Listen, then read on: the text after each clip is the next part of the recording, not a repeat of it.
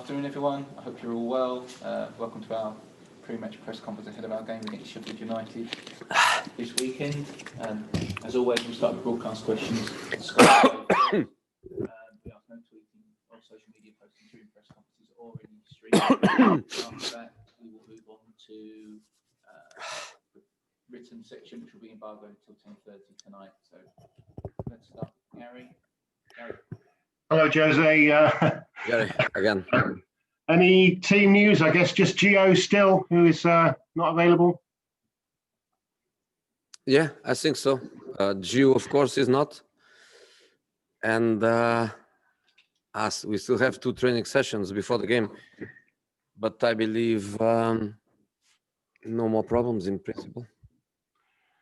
I'm going to inundate you with questions about transfers, but I just wanted to talk to you about some reports today suggesting that the club had decided against renewing Gareth's loan. He's still got plenty of time, hasn't he, to get fully match fit and prove himself. He's obviously proved himself as a character with his attitude at the club. What's your view on his future at the moment?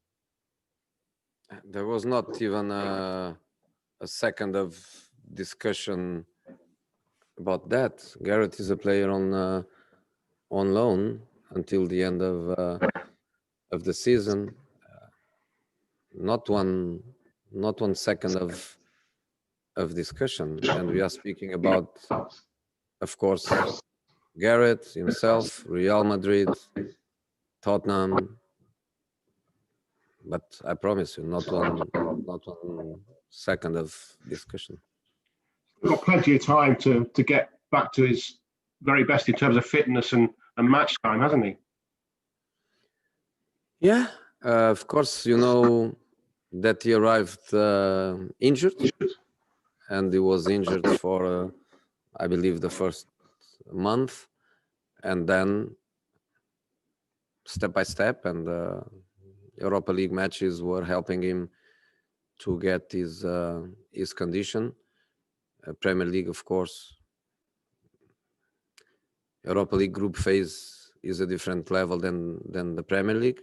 The knockout is a different story, but the group phase is a different intensity, a different rhythm, a different quality. So in the Premier League, didn't play many minutes. Then another small injury at Stoke, where he was having a good first half, and now coming. Not an easy process. Everybody knew that in the past couple of seasons in Madrid, they were not easy for him.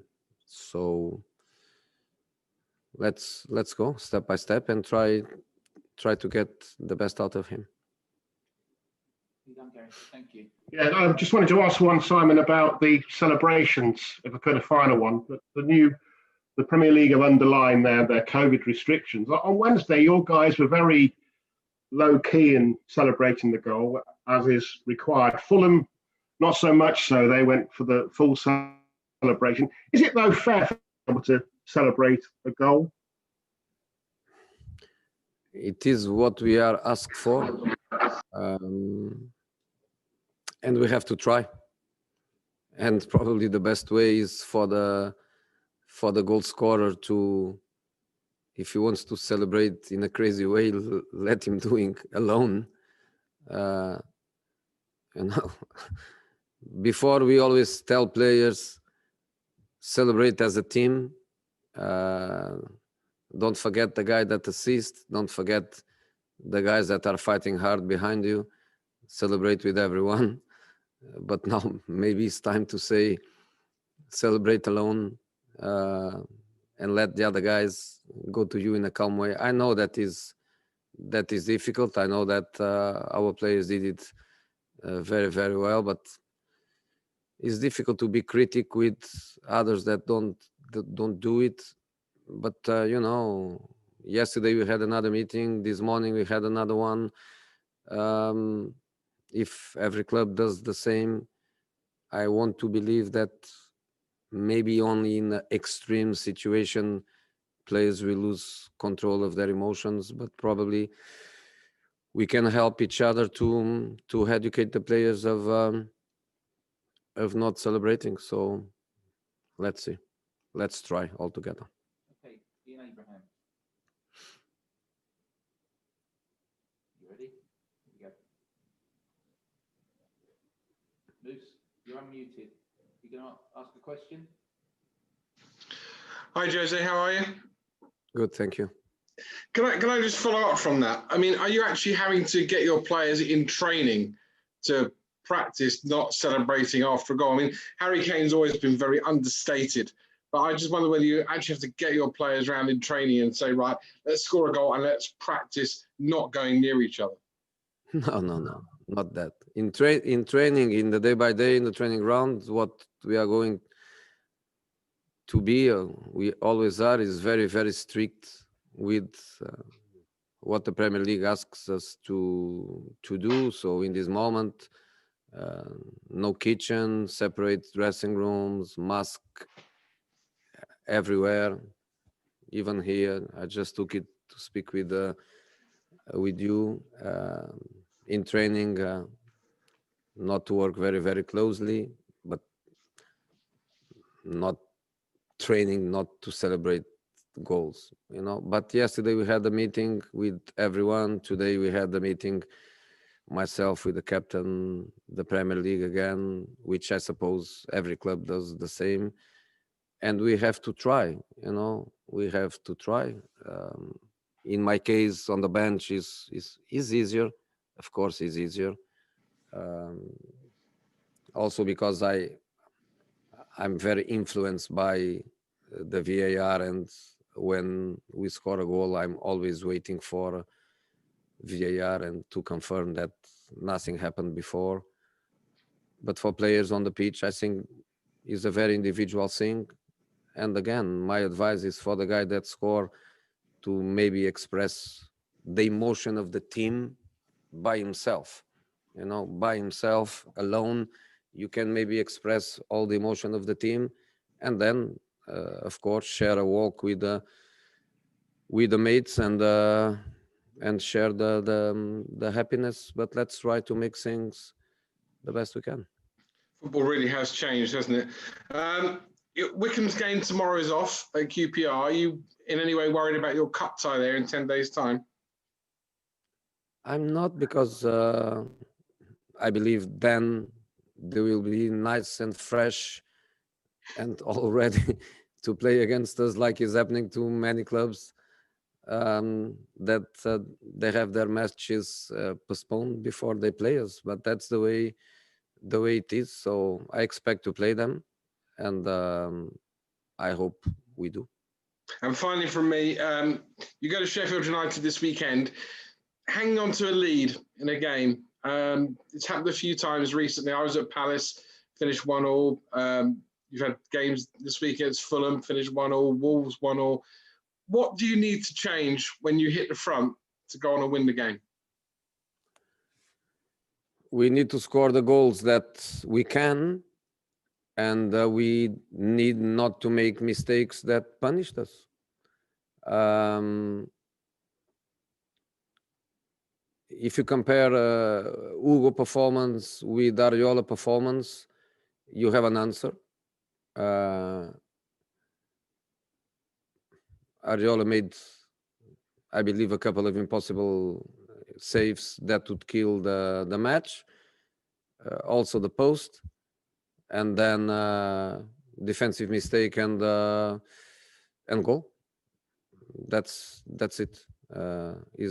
Looks complicated, but it's simple because it's about a basic analysis of the game. A part of that we can discuss many things. Of course, I don't want. Of course, I'm the first one that digs very, very deep to try to understand what my team has to improve and could improve and has to improve. I'm the first one to do it. But going to the basics, you score goals, you kill matches. You don't score goals, you stay in the limit. If you don't make defensive mistakes, you end by winning. If you make a defensive mistake, you can be punished. Okay, Emma Saunders. Hi, Jose. Hello. How do you think Sheffield United compare this season to the side that beat Tottenham 6 months ago, back in July? The same. I don't look to the table. Of course, I look, but I go deeper than that. And they are not the worst team in the Premier League at all. They are a much better team than what the table says. You look at their matches, you analyze their matches, and many times the opponent was not better than them, and many times was one of these small big details that decides the score, decides the points, and decides the table. But they lose 1-0, they lose 2-1, they draw 1-1. They are a very good team. So honestly, if in our mind is we are going to play against the worst team in the Premier League, we are going to be in big trouble. How big is the task do you think they face in staying in the Premier League and surviving? What kind of chances do you give them? You have to ask Chris. I focus on 2 matches we have to play against them, and I promise you, I'm totally convinced that we have to play well if we want to win those matches against them. Just finally, going back to Gareth Bale, will he play a part in Sunday's game? And going forward, do you think you can just see yourself utilising him a little bit more? I don't know. Didn't make a decision yet. We have to train today. We have to train tomorrow. Didn't decide the team. Let's wait. I'll try to get through as many of you as I can. Just do one question and a follow-up if necessary. We'll start with Jonathan Bill. Hi, Jose. Hey, Jonathan. Hi. Do you expect Danny Rose to leave the club this month? And also, have you had any discussions recently with him about his future and everything? Danny what? Danny leaving? Do you expect Danny to leave? Has there been any discussions with any club about it? I don't know. Honestly, I don't know. Working with the under-23s, playing sometimes with them, and well, the couple of times that I watch him, good contribution for the kids team and for the kids development, but I don't know what is going to happen in the market. Okay, thank you. We'll go to Alistair Gold. Alice. Hi there, Jose. Hello. First off, just wanted to ask you quickly, you mentioned, I think it was a couple of weeks ago, or maybe even a week ago, about Steven Bergwijn having some muscular problems that were stopping him training with a full intensity. I just wondered how he's doing with that. Obviously, he wasn't in the squad the other day. Yeah, he was ill. He was ill the week before. He was ill the week of Marine. And then he trained with the team only one day, which was the day before we play Fulham. Okay. But in terms of the muscular injuries, is he getting over that yet, or is it still an issue? No, it was not a muscular injury. It was not that. It was ill. He was not even coming to the training ground for a few days. Okay, we'll go to Jerry Cox and then finish with Dan Kilpatrick. Jerry first. Hi, Jose. How are you? Good, thank you. I just wondered if you saw those comments from Marcus Rashford that he, at Manchester United, he said it was after talking to you that they became a bit more savvy about winning penalties. Was that something that you remember? Look, first of all, the Liverpool-Manchester United is a big match that doesn't need me to make it bigger, or doesn't need me to do any headlines before such a big match that I know that means so much for both clubs and both supporters population. So I would leave comments maybe for later, but not for now. But if you feel the need to write something about it, do it in a very simple way.